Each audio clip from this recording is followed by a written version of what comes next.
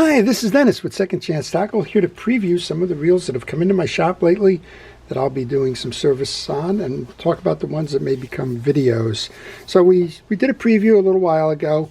The preview was about the fishing reels that I was brought by a local fishing club that's going to host the Kids Derby. Most of those were Shakespeare Tigers or Shakespeare Alphas.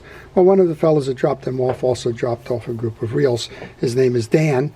And these will be an interesting series of reels that we'll see what we can do. Well, Dan came with a fellow named Rav, and his reel is the Calcutta 151, which is a left-handed turning reel.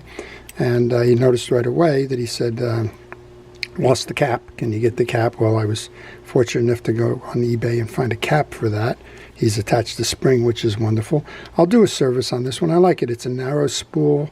It's a great little caster, and it's a left-handed turning reel. Then Dan brought me one of my favorite reels. This is a Penn reel. It's the Graphite Series reel. I don't remember exactly which one this is. We'll see if we can find out on the markings. Yeah, it's the 535. I personally like the 525, which is the one a little bit smaller in format than this one. But these are lovely reels. This one's tight. We'll go figure out how to get that one back out there fishing again. Dan also brought for me a 930 Level-Matic. These have been around a long time. They're great little reels. I think they're starting to become more sought after. This one is definitely in need of a good solid cleaning and grease, because as you can tell, the squeaky wheel gets the oil. He also brought me a well-used Calcutta. This is the 200 version of the Calcutta. So you can see that the 150, a little bit narrower, and to the left. These are nice reels as well. Again, he had asked me to clean them all up. He brought me an unusual reel. We're going to see if we can do anything with it. First of all, it's missing the adjuster button. I got to see if I can find one somewhere. But this is actually a Waltco Nio Light. It kind of sounds like an old comedy. And it's reel looks like it's apparently made entirely of DuPont nylon. So that's going to be fun. We're going to take this one apart. Even if we can't find the adjuster button, we're certainly going to have a look inside and see what that's made of. And then the one that he says he fishes day in and day out. This is a Daiwa Fuego. I think I've done a video on this one, so I probably won't do one going forward on this particular reel, but he'd asked me to get these all serviced and repaired for him, and I'm certainly going to make my best efforts to get those fishing again. Well, Nick dropped off some reels as well. He dropped them off the other day, and well, I think we just went from one set of interesting reels to a whole different set of interesting reels. This is the Shimano Stratic. This is the C5000 XGL. It's working beautifully. He just asked for a tune-up and a clean-up, and he said one of the problems he's having with these reels that seems to be indicative of the manufacturer is that he's seizing the line roller bearing. And he had asked me if I can go ahead and order those bearings and tune the reel up. I don't think I have one of these in my my video library, so if I can, I will.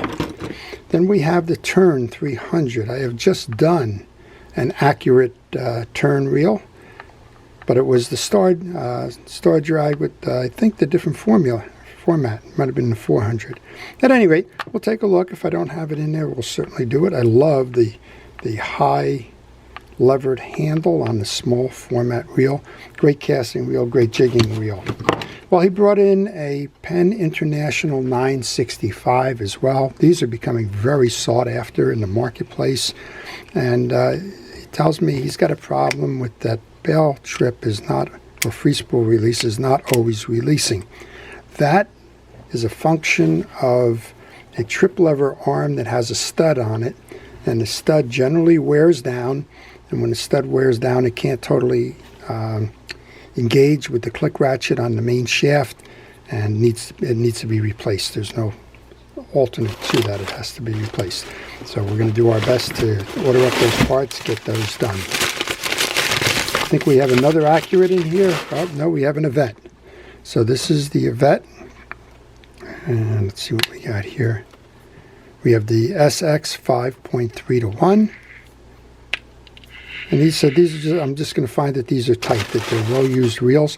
It's obvious that he takes care of the reels and washes them down after use. And that's what we should all do. We should all look to flood the reels with water after use and to keep them nice and shiny and clean. Another one, so double the pleasure on the Avets, also a 5.3 to 1. We have a Stratic here. This is an earlier version versus the one that you just saw. This is the CI4 Plus, and I think he said this one needs the bell burner as well. And one more Stratic. So we got 3 Stratics, 2 Avets, an Accurate for those of you keeping score, and a Penn International. We'll make sure that we get several of these done. 4 videos and get all of these done for Nick as he tunes up for the coming season. Well, if you have any questions on these reels or any reels in particular, if you want to leave them in the comments section of this video, I will try to answer those questions for you. There's all kinds of reels that are coming in. There's a limited amount of time I have to make the videos, but if you're requesting a video and it's not in my library, we'll try to make that video available to you. All right, this one's coming in from Jason in New York City. Yes, we do have fishermen in New York City. They have wonderful waterways there between the Hudson and the East River. And we have a very bountiful estuaries in and around Long Island and the like. And they're all easily accessible from New York City. Well, we got the Finor bait teaser here. This is a huge reel. It's a Finor 80 bait teaser. I know I do not have one of those in my library, so I'll try to do my best to do that for Jason as a video. And I don't know if we have a second one here or if we have something else. Somebody commented on my videos once that it looks like Christmas when I open all this stuff up, and yes, it does. This is the Okuma version of that bait feeder. It's the ABF 8000, another large reel. Leon just brought me one. It's the smaller version of this, the Avenger bait feeder. And between the two of them, I will be certain that I do one or the other of them, but I will try to get an Okuma and a Finor bait feeder video out there for those of you that may have the reel and be looking for how to service that. Well, moving right along, as you can see, a lot of reels have come in this week. And the last set that, well, there's 2 actually that have come in. This one comes in from Dave. I serviced a group of reels for him. He picked those up and left me something else. The first one is actually a reel in a bag project that he has. This is a Penn Senator 4.0 in pieces and parts. I probably have done the reel in a bag. I've certainly done the 4.0 Senator as a video, so you can look there. I don't think I will have the time to do the videos on that. One well-used Abu Ambassador 6500 C3. Very popular series, made in Sweden. That's stiff, I can tell that right away. So I'm going to guess dried greases and oils inside of this. So I'll be tuning that up. I have probably about 40 or 50 Ambassador videos out there, so I probably won't do one of those. Just for reference points, most of the C3s carry the same gearing structure inside.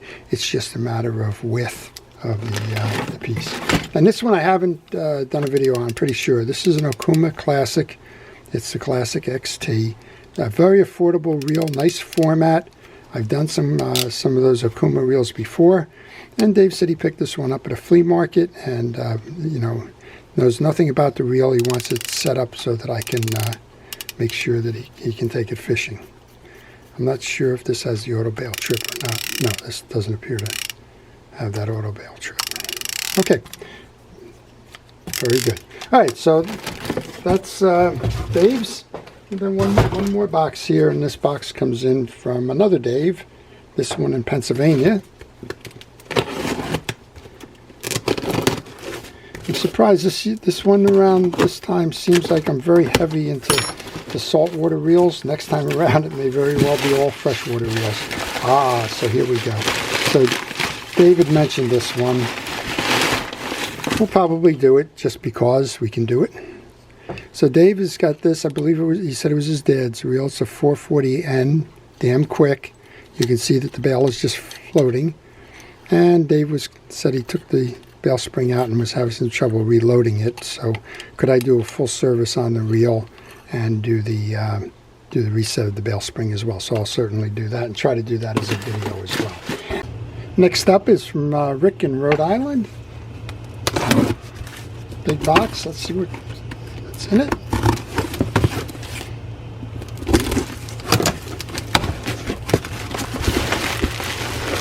Well, that's a big box for one reel.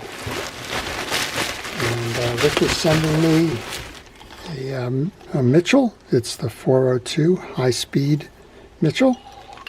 And if I recall, I think he said this has got something to do with his father, perhaps. There's a noticeable knock right there. You can see we have a bent bail, and that bent bail is hitting on that. That's easy enough to straighten out. Okay, we've got a heavy box here. This one's coming in from another Rick, this one in Portland, Oregon. So we are really kind of spanning the globe today. Just went from East Coast to West Coast nonstop. Rhode Island to Oregon.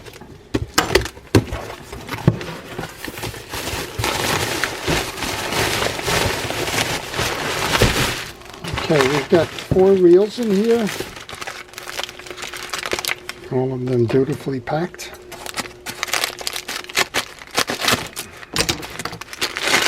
If I see, remember these? Yeah, these are, I believe they're all going to be lever drags. We have a Penn 45 GLS lever drag.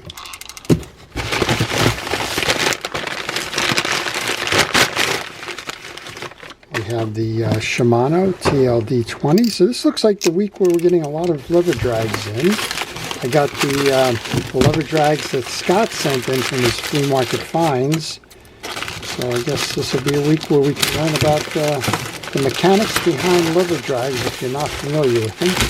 And here's one that I think Scott actually sent in. This is the 2-speed TLD Triton lever drag. Beautiful reels. I enjoy these a lot. And we have one brown bait casting with the light. This is another Shimano, I believe. This is a Shimano, I always say this wrong, Tyrenos, Tyrnos, Tyrenos. Okay, so we've got 4 lever drags that we'll be working on for Rick from Portland, Oregon. We got one more box here. This one comes in from West Virginia, so I guess we didn't quite split the difference, but we did get the opportunity here to get one in between Rhode Island and Oregon. And we got a few more too. Okay, and we've got Penn Fathoms. We have 2 Penn Fathom line counters. It's obvious that something's going wrong here. That would be that is an issue with the pawl, and that would say that the line guide is not working, which is, well, kind of exactly what's going on with that one. And this one may just be for general service, I'm not sure. Well, now we've got spooling on this side. So it seems that we have an issue with both of these with line guides. That's interesting.